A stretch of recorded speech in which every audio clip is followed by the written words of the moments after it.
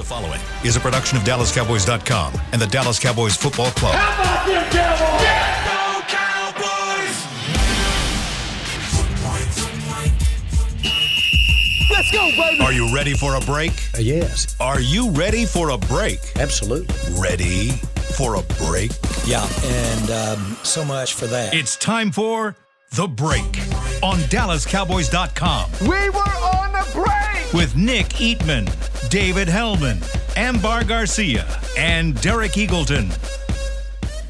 It is Tuesday, December 14th, 2021, Season 17, Episode number 78. Welcome to the latest edition of The Break Live from the SWBC Mortgage Studios at the Star. Got Nick with me. Dave is back in studio after a day of travel yesterday. Amber's out today, but we got a lot to talk about. We'll get some big picture stuff. We got a few topics regarding the Cowboys, specific to the Cowboys, maybe some injury talk.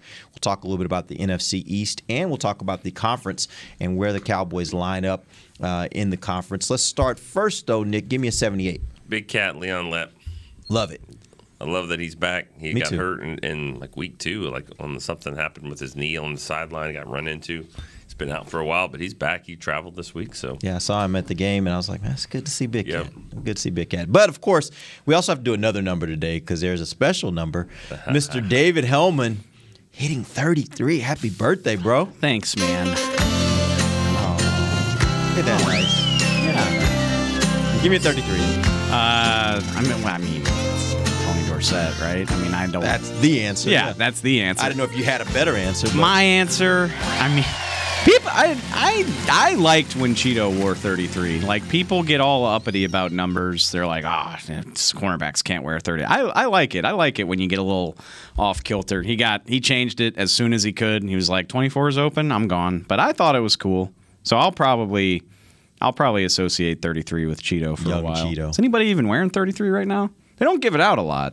no, because it's got to be defense. They don't really want to give it out to an offensive guy like a running back. Right. So, and these days, running backs don't want 30s anymore. It doesn't seem Which like. nobody does. I think it's we've talked about this probably back when we were in the 30s. Like, I mean, Earl Campbell made 34 look awesome. Yeah, he did. Ricky Williams, Terrell Davis, like 30s are cool to me. So I don't get it, but kids, just man. waving goodbye to like the idea of my youth. Like when you turn 30 is not a big deal. 31 and 32, you're like, that's kind of the same thing.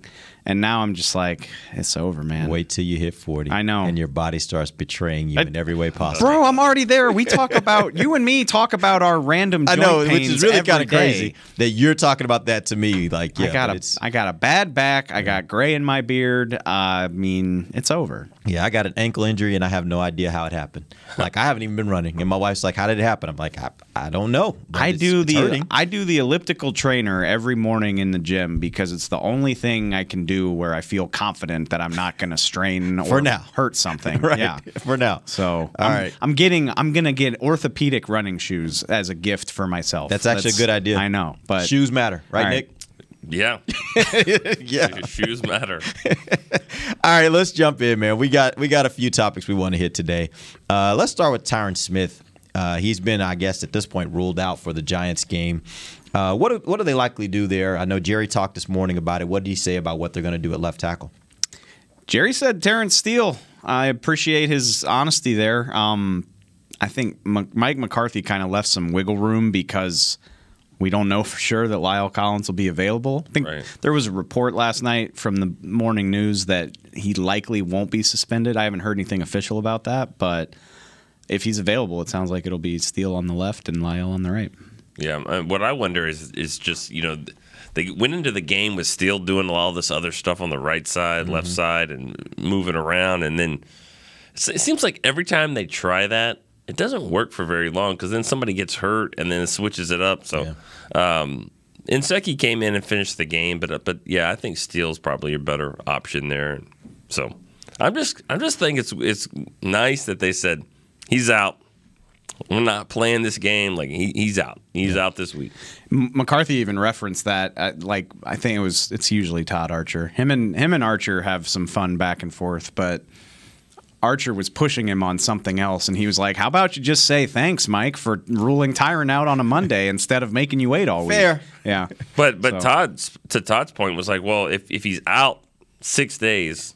Is he out 40? I mean, like that's what it was. Yeah, because I mean, this got aggravated last time, and he missed 3 games. So I mean, it's a fair question. Although, and maybe this is just me being defensive, and I get it. Tyron's availability is a blinking red issue. It's been a thing for like 5 years, but he had a 300-pound man fall on his ankle. Like it's gnarly looking if you go back and look at it. It like, I don't know. I struggle with the whole thing of like, Tyron's made of glass. You can't count on him. Like, it's fair. You can't count on him to be available, but Connor McGovern fell on his ankle. Like this, I don't know. That's tough. Would you be okay if his next game is the playoffs? Depends on what happens this week and next week. I mean, yeah, if you wrap up, let's say you wrap up the division in this week and next week, then how much do you really want that game against Arizona? And we're going to talk a little bit about that later and what that could mean for the Cowboys. But if I get those two things where I'm wrapping up the division and I know I got a home playoff game, I may be willing to do it, especially if I look at it and I'm like, I think my offensive line is functioning. You're still trying to win. You're trying to win the game. I mean, you're going to try to win these games because even if you can get from 3-2 or 4-3, that's important. But I don't know. I think Tyron's next game should be in the playoffs. Saturday night, wild card weekend. You think Saturday?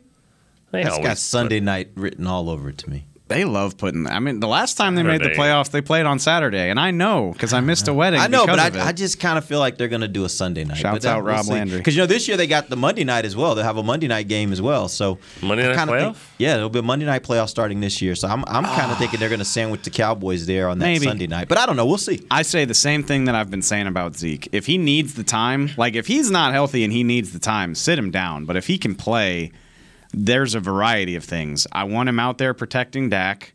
You've still got stuff to play for, and on top of that, this offense, like this is hardly a situation where you're like, yeah, get these guys some rest. It's like, no, we need these guys playing and clicking and figuring out what's wrong. Like, is anybody that's healthy enough to play, I think should be playing. But if he's not healthy enough to play, then it's a moot point. This is something that we've seen happen many times around here as you cover the team for a long time. You have veteran players that over time injuries just start to mount. Right.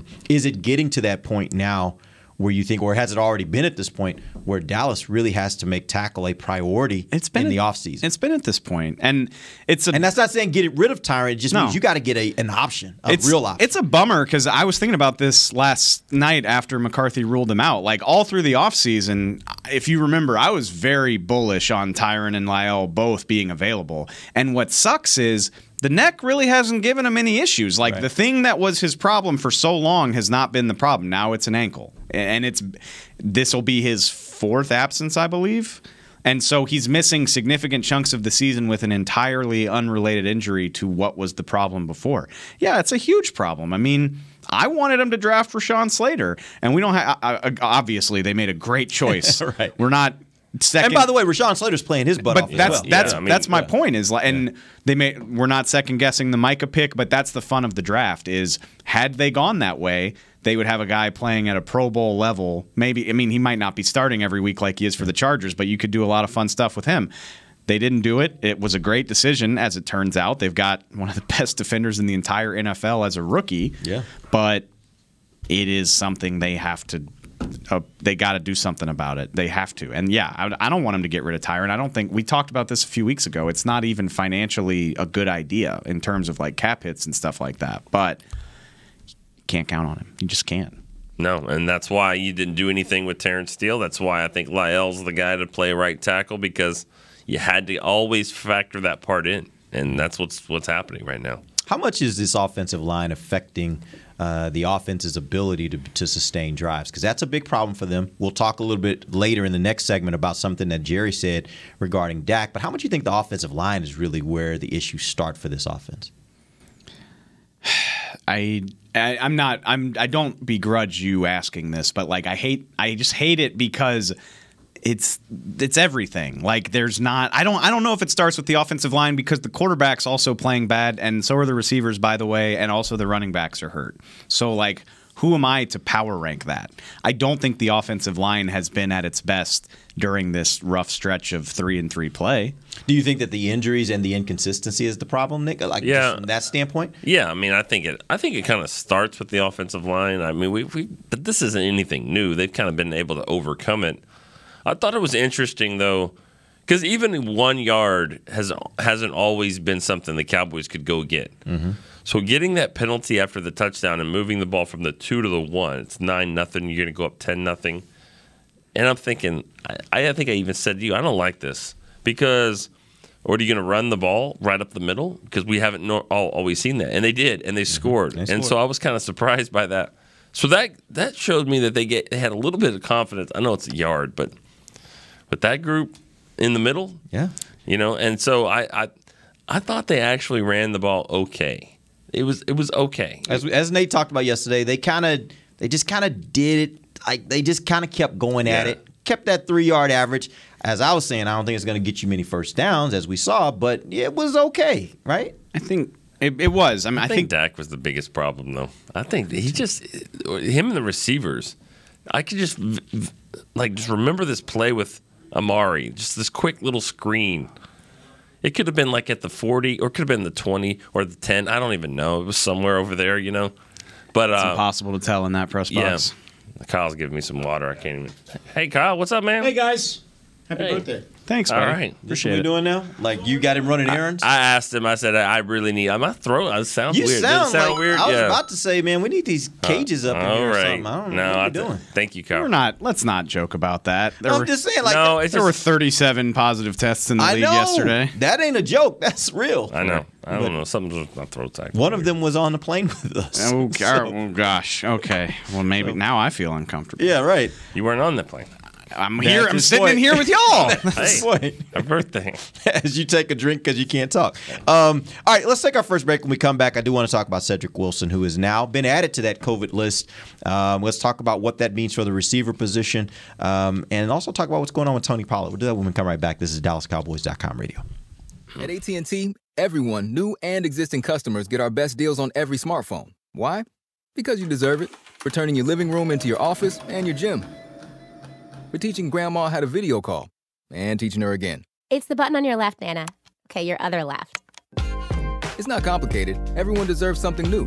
So AT&T is giving everyone, new and existing customers, our best deals with every unlimited plan on every smartphone, even the latest ones. AT&T may temporarily slow data speeds if the network is busy. Restrictions and exceptions may apply. Hi, I'm Clint Tillison with... And I'm Jay Novacek, and we're both with... United Ag and Turf, the official tractor provider of the Dallas Cowboys. So, if you need a tractor to bale some hay, a mower to cut some grass, or a gator to get some chores done... Get a John Deere at United Ag and Turf. And then, let's get to work. Hey, Jay, that's my line. Well, not today. Get to work with a John Deere tractor package that's just right for you and your budget. Visit UnitedAgAndTurf.com. Before there was a draft, you could size up a cowboy by 3 simple factors: the crease in his hat, the bend of his brim, and his unbending attitude. A man's Stetson didn't just protect him from what life threw at him, it projected a rugged, unstoppable spirit. Stetson hats are still American-made with pride right here in Texas. They're still the unofficial crown of all self-respecting cowboys, and Stetson is proud to be on the field with America's team. Find a retailer nearest you at Stetson.com/cowboys. New Dr. Pepper Zero Sugar. You deserve it. I do deserve that. You deserve decadent flavor without sugar, and a day at the beach without sand getting everywhere.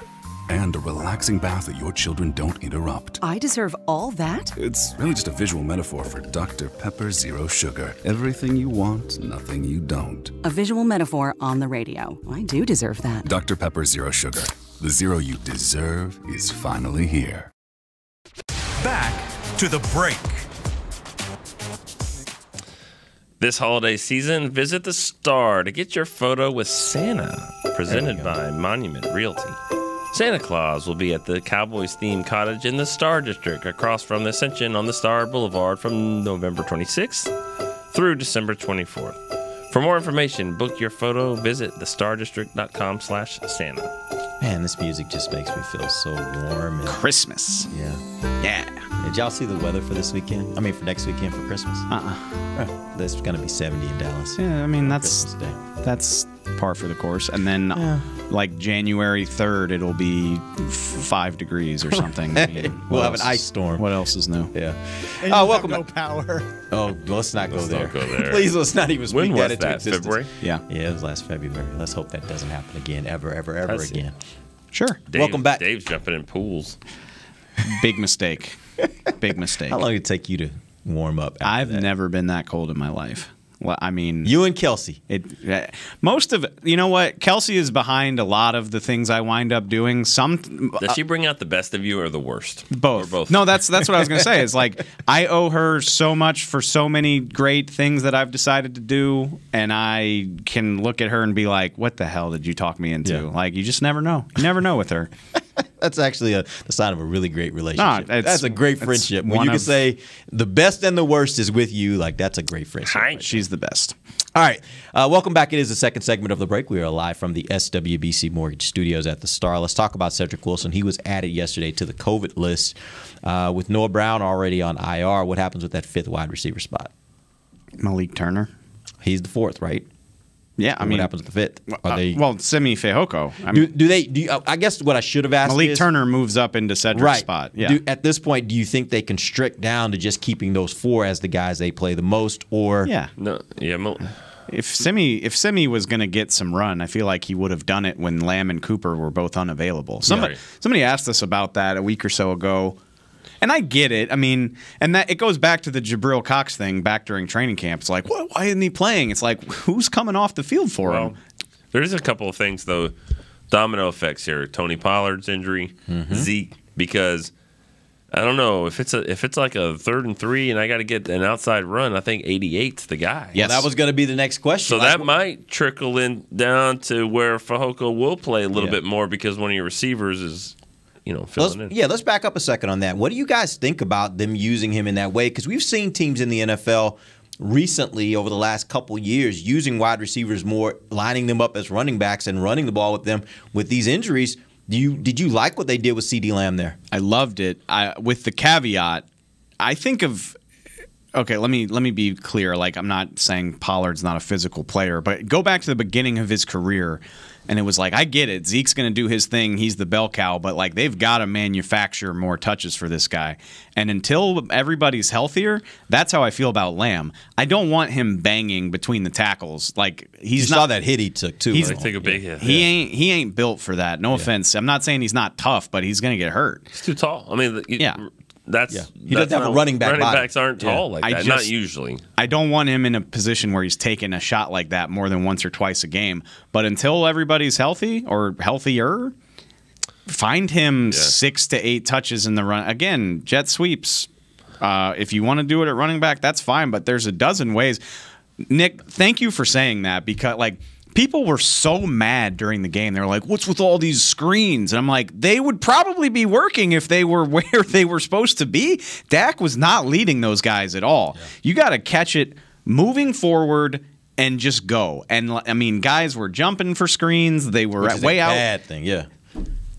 Dak was off. I think Washington was probably the worst that he's played during this entire stretch of mediocre games. Like, even...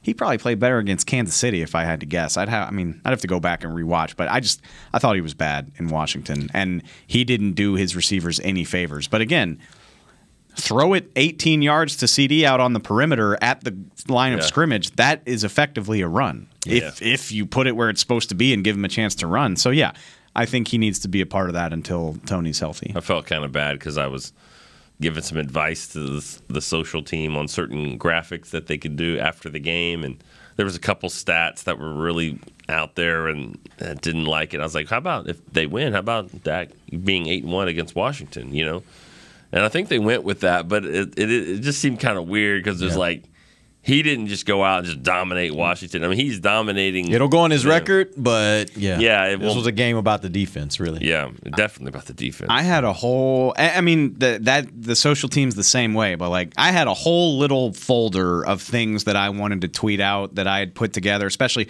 with Mike McCarthy guaranteeing the win and everything. And by the time it was over, I was like, I'm just not going to touch any of this stuff. Like, I'll leave it alone. Nobody wants to hear it after this performance. Yeah, it's honestly it's kind of weird that the Cowboys can, from a record standpoint, be in as good of a season as they are. They are 9-4, and it doesn't feel like it felt early in the year when they were 6-1. I think most fans probably are a little bit tentative. They're like, I really don't know what to think about this team. But they're 9-4. Like, they have a really good record. They've played. I mean, they've won a lot of games, and it's a weird situation. And that's why, I do these radio shows with the guys local here, and even on our show, like yesterday. I mean, I disagreed with Amber. Yeah.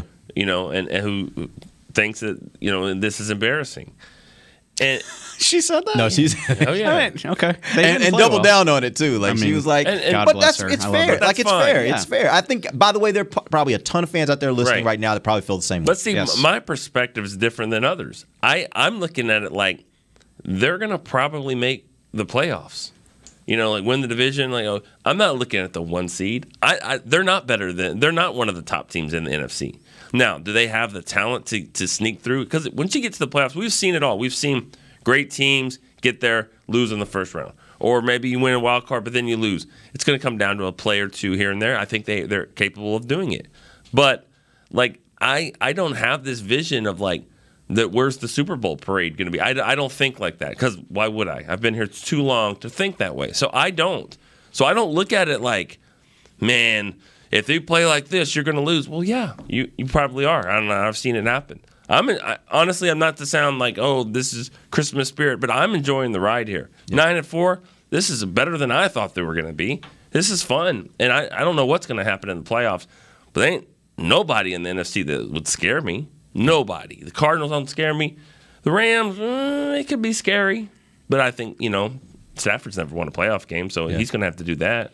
And I do. So I'm just kind of like enjoying the ride. I think this is a fun team, and there's some ups and downs. I am with you, but this is a perspective that I've picked up over the years, meeting all of our different fans and listeners. And we here in DFW are in a bubble. Obviously, we in this building are in a bubble. Like, when the Cowboys lose, it's like, oh, that kind of sucked. Mm-hmm. On to Tuesday. What are you gonna do? But so many people, fans. If you're listening, I mean, and a lot of people that listen to, I say this all the time. I know we've got listeners in DFW, but like, so many of our people are out of market. Yeah.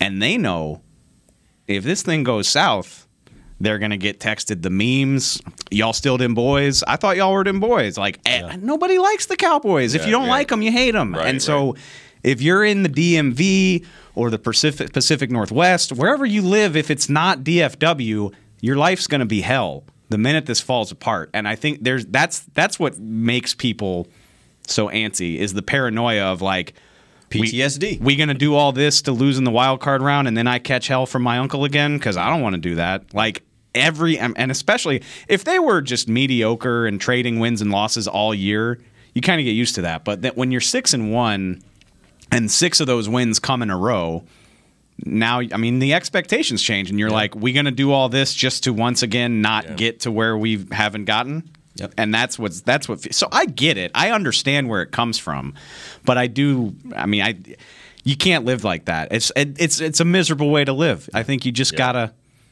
take it way more myopic than that, like week at a time. And I said this on the radio today too. A month ago, nobody was worried about this. Mm-hmm. Like, I mean, a month ago, they'd played? I think a month ago they had just beaten Atlanta, and it was like, okay, there's the team we know. We're good. We're good. 40 points, crushed them, scored 36 in the second quarter or whatever it was.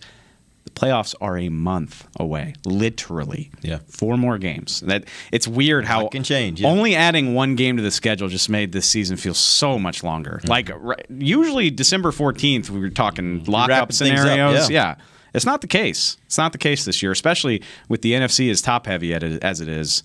This thing's going to go all the way down to January 9th before we're totally clear on what's happening. So just keep that in mind. And I think also fans only follow their team to most degree. Like, I don't think anybody is necessarily looking at Tampa Bay like that, but they had a game last week that played out similar to the Washington game where they were up big. Right. Bills come back, take them to overtime. They still win. Yeah. But I would guess that Tampa fans were a little bit like, I don't know. Like the wheels kind of fell off there for a moment. Like we should have won that game by a lot more. So I don't know. And I say this all the time to Cowboys fans who I talk to who are kind of up in arms. I'm like, look, every team in the NFL has periods of their season. I don't care how good they are. They're going to have periods of their season where things don't look great. Think about Kansas City earlier this year. There were people writing them off like maybe they don't even make the playoffs. Now they're right back and rolling again. It just happens. It's a part of NFL football. Right. You're not going to – by the way, it's a part of any job that you have. Right, yeah. You don't come and give your very best version of yourself every single day in your job. You just can't. It's not possible. Somebody tweeted me last night, and they were like, well – the Rams don't have a running game either. Like, they're just taking all these deep shots all over the field. They look great. What the hell? And I was like, did you miss the 3 weeks where the Rams were broken beyond repair? Because that happened. Yeah. I mean, they were writing the Rams off as recent. Like, they went into that game like, if they lose this is like they've lost 3 out of 4. And then lost one of their best defensive players going into the game. Yeah. And everybody's ready to write them off. Yeah. So, welcome to the NFL. Yeah, Did y'all watch that game last night? Yeah, I did. It was an entertaining game, actually. Spike the ball. Dude. Yeah. Kyler. What are you talking? I mean, they weren't. Your guys just ran 30 yards this way. Now they're running 30 yards back. Yeah. And then you don't want to spike the ball, and now you want to snap it, and then they got to run 70 yards. But they self-destructed. Like I mean, just the play where Kyler picks up all the yards on the ground, gets out of bounds. I think they had 26 seconds left at that point. They were close enough at that point to take a few shots at the end zone and holding. I don't like him. Like I'm just going to say I don't like him. Why? Because he's great. Like he's awesome. No, I don't have to like him. I mean, I just. No, I'm not saying that. I'm saying why? Why? Are you saying you don't like his game, or you don't like him as a person? No, what are you saying? He's a track star. I mean, he's great. I mean, yes, he's a phenomenal he can player. run. I mean, it takes him 100 steps to get there, but those little steps moving like that, like he can roll it out. Go, and, man. I appreciate that. I don't know. I think it's the body language.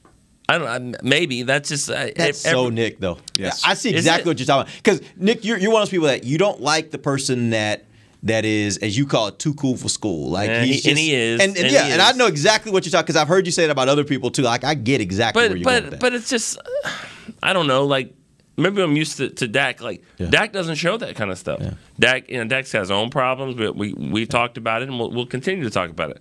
But I mean, from a leadership standpoint, and this is just perception. I don't really know. It just always seems like he's pouting. Always. Now, I don't know. They're 10-3. I mean, or 10-3. Yeah, 10-3 now. He's great. He's a great quarterback. There's not a player in the NFL I like watching more right now than him. He's so fun. I love watching him play. He's so much fun to watch. I get what you're saying, and I think that's what I said last night. It goes back to the Spike thing. I have a point. I'm sorry. I say that, but I'm just gonna say. Like he comes off when he was like yelling at his offensive line and his coordinator, like what are we doing? Let's go. It's like you just threw a pick because you didn't throw it high enough. Floyd tipped it. It was a great play, not as good as Randy, but a great play. and it's like you threw a pick. You threw that pick, and you coming off. I don't know. But he might be firing up his team. Like that's that whole thing we saw with Dez a few years ago. Like 24 years old, and he's never experienced true athletic hardship. I think that's basically what you're saying. He's been winning since forever. He's it takes my breath away when I think about it. Never loses a game at Allen. 3 straight state titles. Probably the best quarterback in Texas high school football history. Which I mean, that says a lot. Yeah. Goes to, I guess he had hardship at A&M because Kevin Sumlin lied to him about having the starting job. Transfers, oh, by the way, wins the Heisman. Oh, by the way, number 1 overall pick at 5'8.5" or whatever he is. Oh, by the way, rookie of the year. Oh, by the way, top 10 pick in baseball, right? Yeah. And he's like he's the closest thing to the Deion Bo Jackson thing that we've seen. It's wild. From athlete. And I'm not talking about him as an athlete and all that stuff. There's something about his body language though that just kind of rubs me the wrong way. I know exactly what it is because I've been around you long enough. I know exactly what you're talking about. It doesn't bother me in that way, but I know exactly where you're going with that. If he was here, I'd be like, cool. I know, but I'll tell you this: like I lived 10 minutes from that stadium in Allen, and when he was in high school, I remember remember driving down the street, there were helicopters above, news helicopters that were covering one of their games because Kyler Allen was playing in this. Kyler Murray was playing in this game. It was like this guy was a whole different breed of high school athlete in this area. His career was taking off when I got here, and I remember being like, oh, my God, like all this hype about a high school quarterback. And then I started paying closer attention as his career went on. I was like, okay, I get it. And that what I was going to say about the spike is I think you can see that. He's like, I'm Kyler Murray. I'm going to run around. I'm going to do my little loop-de-loop and throw a dart, and we're going to win the game. You see that one when he was running and just come through across his body? He can do it. Gosh. He can do it, so why wouldn't he? And I just think that's the natural maturation process of like, okay, even though I'm the man, we should probably spike this and regroup, and like this is still the NFL. But I think he's just still learning that. He's still learning that you're not going to win every rep. Man. No, he's a baller. And the one thing that makes me feel a little bit better, and we'll get to this in the final segment, one thing that makes me feel a little bit better about Dallas if they have to play him is that I do think they have a guy that could possibly keep him from going crazy on you. You're not going to stop him, but keep him from going crazy on you because Micah can run. As a football fan, you should just be scintillating about Micah Parsons going against Kyler Murray because that'll be fun. That's probably the one quarterback on planet Earth who has the potential to make Micah look silly. Yeah. Like the whole thing we've talked about all year where quarterbacks just aren't ready for his closing speed. Yeah.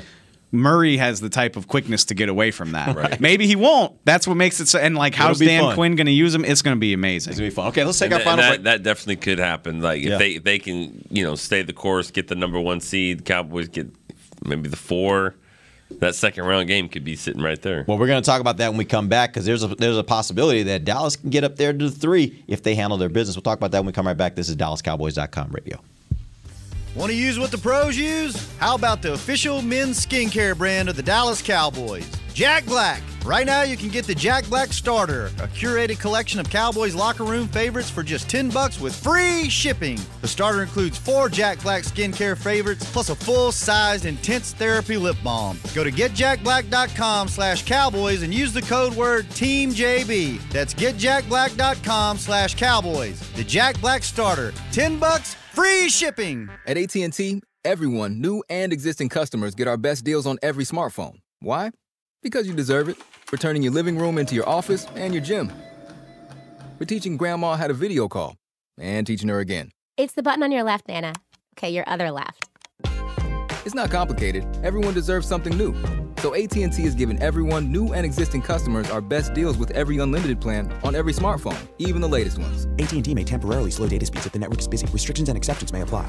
Hi, I'm Clint Tillison with... And I'm Jay Novacek, and we're both with... United Ag and Turf, the official tractor provider of the Dallas Cowboys. So, if you need a tractor to bale some hay, a mower to cut some grass, or a gator to get some chores done... Get a John Deere at United Ag and Turf. And then, let's get to work. Hey, Jay, that's my line. Well, not today. Get to work with a John Deere tractor package that's just right for you and your budget. Visit UnitedAgAndTurf.com. Before there was a draft, you could size up a cowboy by 3 simple factors: the crease in his hat, the bend of his brim, and his unbending attitude. A man's Stetson didn't just protect him from what life threw at him, it projected a rugged, unstoppable spirit.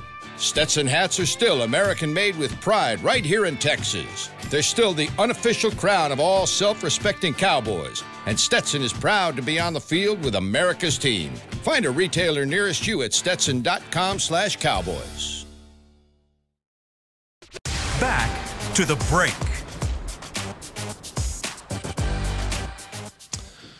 Celebrate Christmas at the Star with the Cowboys Christmas Extravaganza powered by Reliant. The 20-minute show electrifies the Star in Frisco with a powerful mix of game day excitement and Christmas cheer every Friday and Saturday at 6 p.m. through December 18th. That's this weekend. Last chance. Admission and parking are free. For more information, visit thestardistrict.com. Just slows me down. It does. We need to do that more frequently. You know, we ought to do that in some of our segments. We ought to have some theme music that just kind of... I think Dak is fine. I don't know. Okay. That's what we would do. Right. Yeah. Keep going. Do the whole song. Start. He's got a calf injury. I know from experience there's nothing that rhymes with that word, so we should just stop it right now, please. This is a nice effort. It was. Nice effort. I'll do one. I'll do one this week. I'll do one of these reads in song. Yeah, I'll sing a song. Yeah. All right, let's see if your voice comes back. Yeah, before weird right now, but it's a little raspy. Yeah. But yeah, like I smoked a pack a day or something like that. Let's hope not. Which I have not. Yeah. Let's hope not. You've never smoked anything. I thought that's what you told me, right? I've never smoked a cigarette. Awesome. I don't even know what that is like. Way to go, Nick. That's impressive. Right. Final segment of the break live from the SWBC Mortgage Studios at the Star. Let's talk a little NFC.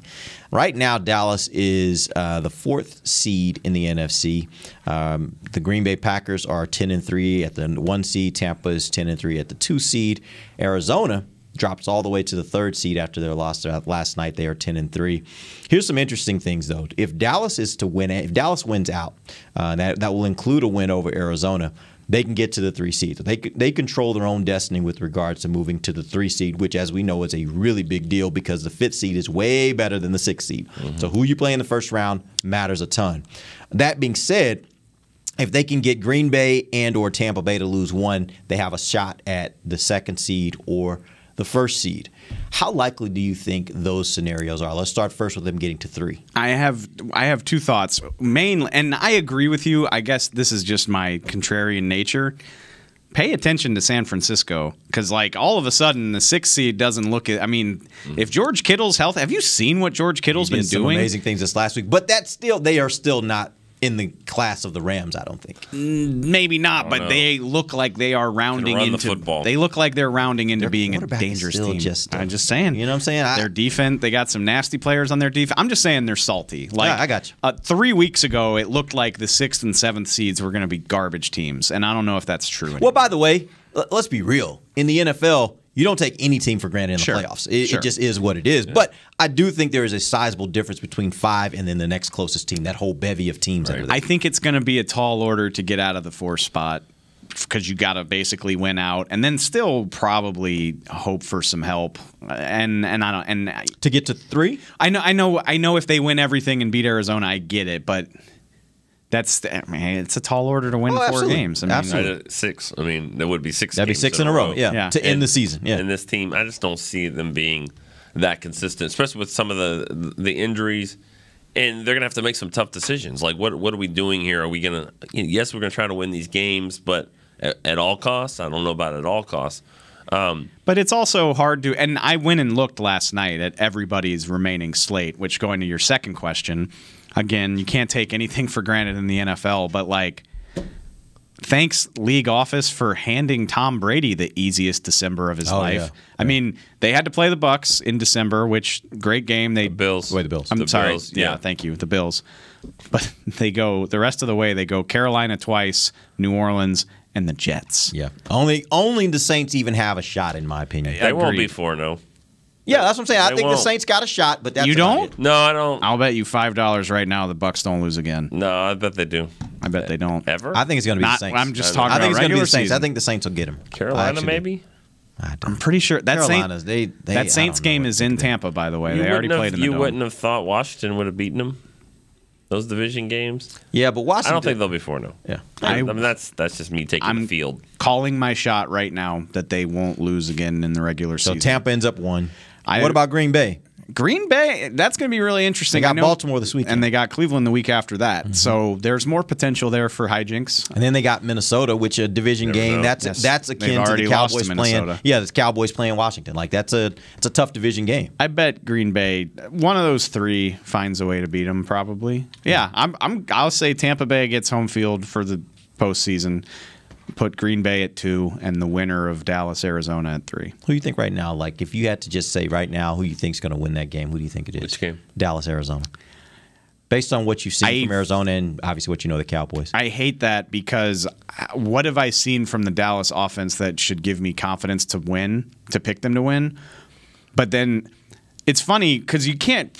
The networks can't predict to a certainty who's going to be good. So, like, if they had known Arizona was going to be this good, they would have been on national TV way more often. Last night was only the second time I've I have gotten to see them play. Yeah. And the other time was when they lost to Green Bay on Thursday night. Yeah. Is this a noon game, Cowboys? Right now, Arizona? yes. Yeah, that's probably going to get flexed, I'm guessing, but maybe. I would at least in the afternoon. Yeah. It won't be a noon game. At least to the 3:30. But so the two times that I've gotten to, I'm like, all right, let's sit down. They're on national TV. Let's see what the Cards are all about. They've lost both games, and Kyler's looked crappy in both. Yeah. So me too. Crappy by his standards. Yeah, I was gonna say he didn't look crappy last night, but yeah, he didn't have 2 his or 3 greatest game. picks. He didn't have his greatest game. So I'm kind of with Nick. I'm not impressed by them, and that's so unfair because I'm just talking about 2 games against 2 really good teams, but I absolutely think the Cowboys could beat them on their home turf. Although, did you see the stat that they put up last night about the road home splits? Like, they are playing like gods on the road and like crap in their own stadium. So I don't know. So you kind of want them in the 1 seed. I mean, maybe. Keep them at home. Never seen Arizona bring a ton of fans in. You know what I mean? Like I've never seen that. So it's not like Cardinal fans. I mean they're having a great year, so they'll probably be here, but. I don't think it would be that big a deal. So what are we seeing right now with regards to the NFC East? It looks like if they win the next 2, they clinch. Like we had an interesting conversation before we came on the show. Get a headache. Supposedly, there's like an infinitesimal chance that they clinch this weekend. You know what's the scenario? Because Nick told me a scenario yesterday. Scenario's insane. Like they would have to. Obviously they got to beat New York. Philly has to lose to Washington. See, I'm not buying that. I'm just telling you what the article said. So Washington wins, and then what? But let's take that for a second. Washington is 1-1 in the East right now. They've only played 2 games. Mm-hmm. So I think that their next they play division rest of the way. I guess so. They do because they play Philly, then Dallas again, and then I think they finish with Philly and the Giants. Yeah. Okay. So I don't understand how any scenario has Washington winning. And it helps the Cowboys because if Washington wins, then they'll be 2-1 in the division, which means they can be 5-1. So the Cowboys.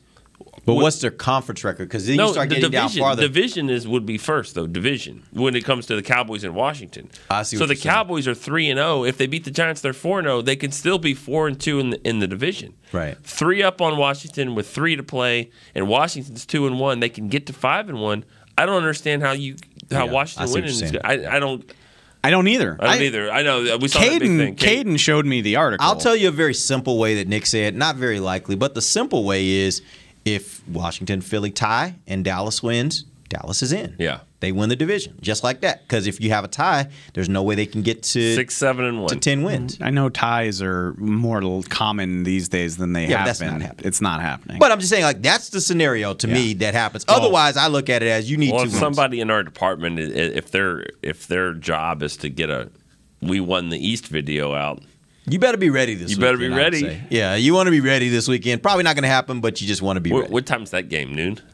I think so. So we'll be the same time, be up there, and then it doesn't. We'll be in the clouds. It doesn't matter. We'll be in the cloud. Yeah. God. Wait, why? If it's a noon game? No, in New York. We'll be in the clouds. Oh, we'll in the press box. I thought you meant like flying home. I was like, are we playing a 9 a.m. game? You're probably about the same height. Like, literally, you're in the clouds. You're ain't that bad. It's pretty high. You're up there. It's higher than any other stadium, in my opinion. It's not higher than the Superdome. I think so, because the Superdome isn't as tall as a stadium in New York, New Jersey. It's just like church up there. It's just so quiet. It's quiet. Yeah, you're sitting in the clouds. Hey, what happened to Gregory? Is he okay? Okay. Yeah, okay. It's just so good. Until the WFAN guy goes, well, welcome back here to MetLife Stadium. Thanks, T-Bone. I'm here at 8:33. Dak Prescott just threw a touchdown. That happens. No, that happens, and it's not even a touchdown. It's like whatever he says. He's like, I'm here. It's 13:22 to go in the first quarter. The Cowboys punted on their first drive. It's like, who is listening? Right. Who's listening to that? Because if they cared, if they gave anything at all, they already know. They'd be watching. Right. They are. And if they can't watch, they're following on Twitter. There are lots of ways to be able to consume that game rather than getting an update. The guy in Kansas City was just wearing us out. I thought Nick, which again, this isn't a criticism. Like, it's annoying, but like I can just sort of compartmentalize it and carry on with my day. I thought Nick was going to turn around and punch the guy in the face, especially like it's this big game. Yeah. Cowboys are kind of struggling to start. The offense isn't doing anything, and this guy's just behind us like, oh, Cowboys offense really not getting a whole lot of stuff going here on the third possession of the first. Nick's just like, Jesus. That's when he turns around and he says something slick to the guy. Like, you know, he doesn't say it to him. He just kind of says it into the air so the guy can hear him. The classic Eatman maneuver would be to be like, what's that, Derek? Sorry, I didn't hear you over all the people talking right in my ear. That's exactly well, right. let's not act like you're above it either. Like, you get annoyed No, I just by say what that I stuff, say. too. Like, I'm just not like that. But I will get annoyed. To me, that bothers me because I just don't understand the premise of it. It was a 1987 thing. Yeah. It's not today's world. It's the same thing when they just pass out all these stats and they're just killing trees left and right, and you're like, everyone's got the stats on their phone. Everybody's got a computer, man. You don't need to good. do that. There are so many elements of this industry that just haven't acknowledged that it's not 1987 anymore. Yeah. All right, guys, we appreciate you joining us. We'll be back tomorrow. We'll start getting into the next matchup, let you guys know what we think is going to happen this weekend. It'll be an interesting game, I think. Cowboys versus Giants, or we hope it will be. We'll see how that goes. But until then, for Nick Eatman, Dave Hellman, I'm Derek Eagleton. This has been The Break, live on DallasCowboys.com radio. This has been a production of DallasCowboys.com and the Dallas Cowboys Football Club. How about this, Cowboys? Yeah!